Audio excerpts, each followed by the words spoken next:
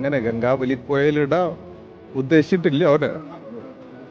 ഞാൻ അപ്പോഴേ പറഞ്ഞു ലോറിക്ക് അധികം പരിക്കുണ്ടാവില്ല, ക്യാബിന് അധികം പരിക്കുണ്ട്, ചിന്നിച്ചിതറൂല. എനിക്ക് ഉറപ്പുണ്ടായിരുന്നു ഓന ക്യാബിൻ്റെ ഉള്ളിലുണ്ടാവും. ഞാൻ പറഞ്ഞതാ, ശരിയായില്ലേ? ഒരു സാധാരണക്കാരനോട് എത്ര കഴിയും അതിന് പരമാവധി നമ്മൾ ചെയ്തു. ഒരു ഡ്രൈവറെ കണ്ടെത്തുന്നതിന് എന്തിനു നിങ്ങൾ ഇത്രയേറെ മുന്നോട്ട് ഇങ്ങനെ സമ്മർദ്ദം ചെലുത്തണമെന്നുള്ള ചോദ്യങ്ങൾ പോലും പലവട്ടം നേരിടേണ്ടി വന്നു.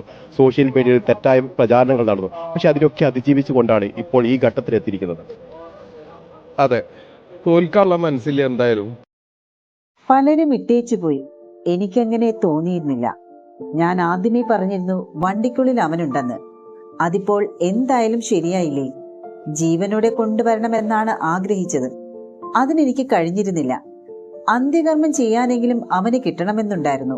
വീട്ടുകാരെയും വിളിച്ചിട്ടില്ല, അതിനുള്ള ശക്തിയുമില്ല. ടിവിയിലൂടെ കാണുന്നുണ്ടാകും. അച്ഛനോടാണ് എനിക്ക് പറയാനുള്ളത്. മകനെ വീട്ടിലെത്തിക്കുമെന്ന് ഞാൻ പറഞ്ഞിരുന്നു. ഇങ്ങനെയെങ്കിലും എത്തിച്ചു. കരഞ്ഞുകൊണ്ട് ലോറി ഉടമ മനാഫ് പറയുമ്പോൾ ആരും ഒന്നുലഞ്ഞു പോകും. സാധാരണ മുതലാളി തൊഴിലാളി ബന്ധത്തിലെ ഔപചാരികത ലവലേശമില്ലാതെ മനാഫ് 70 ദിവസവും കാത്തിരുന്നു. ശിരൂരിലെ മണ്ണിടിച്ചിൽ ലോറിക്കൊപ്പം ഒലിച്ചുപോയ അർജുന് വേണ്ടി ആ മനാഫിനെ സല്യൂട്ട് ചെയ്യുകയാണ് സോഷ്യൽ മീഡിയ ഇപ്പോൾ. സെലിബ്രിറ്റികളടക്കം നിരവധി പേരാണ് കുറിപ്പുകൾ പങ്കുവച്ചത്. സൗഹൃദത്തിന്റെയും സാഹോദര്യത്തിന്റെയും പുതിയ പര്യായപദം മനാഫ്. നടനും സംവിധായകനുമായ ജോയ് മാത്യു ഫേസ്ബുക്കിൽ കുറിച്ചത് ഇങ്ങനെയായിരുന്നു. PT മുഹമ്മദ് സാദിഖിന്റെ കുറിപ്പ് പങ്കുവെച്ചാണ് അഭിഭാഷകനും അഭിനേതാവുമായ സി ഷുക്കൂർ തന്റെ സ്നേഹം പ്രകടിപ്പിച്ചത്. മതം നോക്കാതെ മനുഷ്യനെ സ്നേഹിക്കുന്ന മനുഷ്യർ എത്രയെങ്കിലുമുണ്ട്. അതുകൊണ്ട് ഈ ബന്ധത്തിൽ മതസൗഹാർദ്ദം പൊക്കിപ്പിടിച്ച് മനുഷ്യത്വത്തെ പരിഹസിക്കരുത്. ഇല്ലാത്തത് തൊഴിലാളിയെ ഇത്രമേൽ സ്നേഹിക്കുന്ന മുതലാളിയാണ്. തൊഴിലാളിയോട് മുതലാളിക്കുള്ള കടപ്പാടാണ്. തന്റെ തൊഴിലാളിക്കും അയാളുടെ കുടുംബത്തിനും വേണ്ടി 70 രാവും പകലും ഇതുപോലെ കണ്ണീരുമായി അലയാൻ മനസ്സുള്ള ഒറ്റ മുതലാളിയും ഉണ്ടാകില്ല.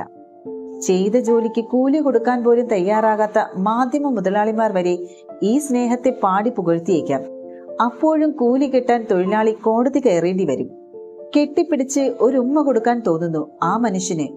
ഡോക്ടർ മനോജ് വെള്ളനാട് എഴുതിയത് ഇങ്ങനെയാണ്: അങ്ങനെ ഗംഗാവലി പുഴയിലിടാൻ ഉദ്ദേശിച്ചിട്ടില്ല ഓനെയും കൊണ്ട് തിരിച്ചു വരുമെന്ന് അമ്മയ്ക്ക് കൊടുത്ത വാക്കാണ്. ഓനെയും കൊണ്ട് ഞങ്ങൾ പോകൂ. അർജുന് വേണ്ടിയുള്ള കാത്തിരിപ്പ് ഇവിടെ അവസാനിക്കുമ്പോൾ ലോറി ഉടമ മനാഫിന്റെ വാക്കുകളാണ്. മറ്റൊന്നുകൂടി ഗദ്ഗതത്തോടെയാണ് ആ മനുഷ്യൻ പറഞ്ഞു വെക്കുന്നുണ്ട്.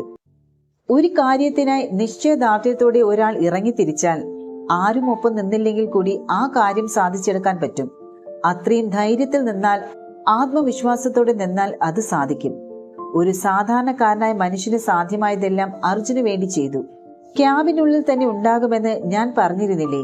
ഇപ്പൊ എന്തായി? കിട്ടിയില്ലേ? അർജുനായുള്ള തെരച്ചിൽ നടക്കുമ്പോൾ ഏറ്റവും കൂടുതൽ പഴികേട്ട അല്ലെങ്കിൽ അധിക്ഷേപിക്കപ്പെട്ട മനുഷ്യനാണ്. മനാഫിനെ പോലുള്ള സ്നേഹമുള്ള മനുഷ്യർ നമുക്ക് ചുറ്റിലുമുണ്ട്.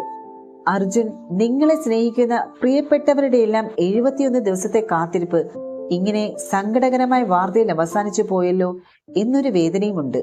71 ദിവസത്തെ തെരച്ചിലിനൊടുവിലാണ് ലോറിയുടെ ക്യാബിൻ കണ്ടെത്തുന്നത്. ക്യാബിനിൽ ഉണ്ടായിരുന്ന മൃതദേഹവും പുറത്തെടുത്തു. അർജുന്റെ സഹോദരി ഭർത്താവ് ജിതിനും ലോറി ഉടമയും ഈ ഒരു സമയം ദൗത്യസ്ഥലത്ത് ഉണ്ടായിരുന്നു. കണ്ണീരോടെയാണ് ഇരുവരും ഈ നിമിഷത്തിന് സാക്ഷിയായത്. അർജുന്റെ അമ്മയ്ക്ക് കൊടുത്ത വാക്ക് താൻ പാലിച്ചെന്ന് മനാഫ് പറഞ്ഞു. അർജുൻ ക്യാബിനിൽ ഉണ്ടാകുമെന്ന് കുടുംബത്തോട് പറഞ്ഞിരുന്നു. വണ്ടി തനിക്ക് വേണ്ട എന്നും അർജുന്റെ മൃതദേഹം എടുത്താൽ മതിയെന്നും പറഞ്ഞു. വണ്ടി കിട്ടാൻ വേണ്ടി മാത്രമാണ് തന്റെ ശ്രമം എന്നുവരെ പ്രചാരണമുണ്ടായെന്നും മനാഫ് വൈകാരികമായി പ്രതികരിച്ചു. ജൂലൈ 16-നാണ് കോഴിക്കോട് കണ്ണാടിക്കൽ സ്വദേശിയായ അർജുനെ കർണാടകയിലെ മണ്ണിടിച്ചിലിൽ കാണാതായത്. കാലാവസ്ഥ അനുകൂലമാവാത്തതുകൊണ്ട് തന്നെ തെരച്ചിൽ പലപ്പോഴും അനിശ്ചിതത്തിൽ തുടർന്നപ്പോഴും ഡ്രെഡ്ജർ എത്തിച്ചുള്ള തെരച്ചിലിൽ അർജുനെ കണ്ടെത്താൻ സാധിക്കുമെന്ന പ്രതീക്ഷയിലായിരുന്നു കുടുംബം. ആ പ്രതീക്ഷയാണ് ഇപ്പോൾ ഏറെ ദുഃഖപൂർണമാണെങ്കിൽ പോലും ഫലം കണ്ടത്. ഇന്ന് രാവിലെ നടത്തിയ തെരച്ചിലിൽ കൂടുതൽ ലോഹഭാഗങ്ങൾ കണ്ടെത്തിയിരുന്നു. വേലിയിറക്ക സമയത്ത് പുറത്തെത്തിക്കുകയായിരുന്നു. അർജുന്റെ ലോറിയായ ഭാരത് ബെൻസിന്റെ ബാക്ക് ബമ്പറിന് സമാനമായ ഭാഗം ഡ്രെഡ്ജറിൽ കണ്ടെത്തിയിരുന്നു. കണ്ടെത്തിയത് അർജുൻ സഞ്ചരിച്ചിരുന്ന ലോറിയുടെ ക്രാഷ് ഗാർഡ് ആണെന്ന് സംശയിക്കുന്നതായും ലോറി ഉടമ മനാഫ് പറയുകയും ചെയ്തിരുന്നു. നേരത്തെ തെരച്ചിലിൽ അർജുന്റെ ലോറിയിലേത് സംശയിക്കുന്ന കയറും കണ്ടെത്തിയിരുന്നു. കയർ അർജുന്റെ ലോറിയിലേതാണെന്നും തിരിച്ചറിഞ്ഞിട്ടുണ്ടായിരുന്നു. ഇതിന് പിന്നാലെ നടന്ന തിരച്ചിലിനാണ് നിർണായകമായ ലോറിയും കണ്ടെത്തിയത്.